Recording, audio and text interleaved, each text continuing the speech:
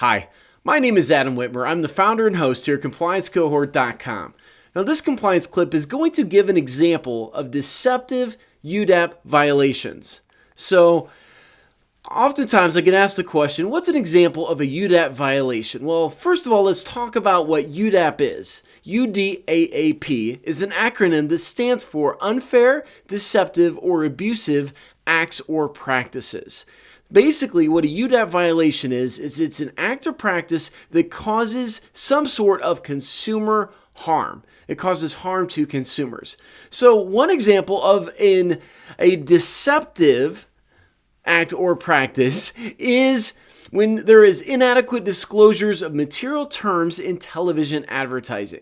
And this is actually a case that the Federal Trade Commission found against a vehicle leasing company. And what the FTC found was that this vehicle leasing company was running television advertisements saying that consumers could lease vehicles for 0% down or no money down.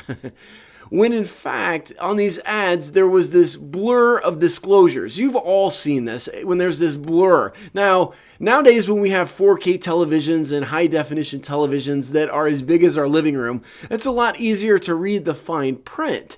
But in the old days, back when the Federal Trade Commission came up with this, they saw that this blur really was illegible. You could not read it. And what the blur said was, at the end of the ad, it said that consumers had to bring at least $1,000 to closing to be able to either buy or lease these vehicles. So in fact, it really wasn't no money down. It was $1,000 down, but they were blatantly advertising no money down or zero down.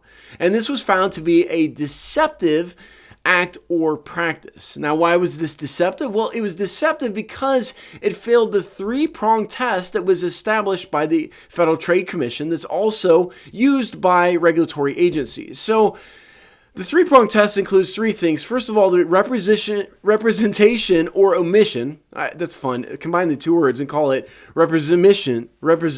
That's what I said the first time. Anyway, the representation or omission was likely to mislead. So that's the first prong test of deceptive, and this act or practice did because the statements of no money down or zero down were not accurate. They were blatantly inaccurate because you had to actually bring $1,000 or more. The second prong test is that it has to be reasonably deceptive from a consumer perspective. Now, I don't know any consumers, my friends, family, or anybody that I know who is a consumer that would think that no money down means anything other than zero down, no money down. So $1,000 down would be reasonably deceptive by a reasonable consumer. The third prong test is that it has to be a material representation, or really a misrepresentation. And this occurred because there was money involved. Whenever there's money involved and a consumer is negatively hurt because of the money being involved, then you're looking at a potential deceptive violation under the UDAAP rules. I hope that makes sense. That's an example of a deceptive act or practice, and that's all I have for you today in this compliance clip. If you are new to the compliance cohort, have not been to our site, check us out at www.compliancecohort.com. We have a free membership where we give away free videos just like this, free articles, and a lot of other resources to our free members. For those of you that are free members, thank you so much for watching. It's always a pleasure. Until I see you again, good afternoon, good evening, and good night.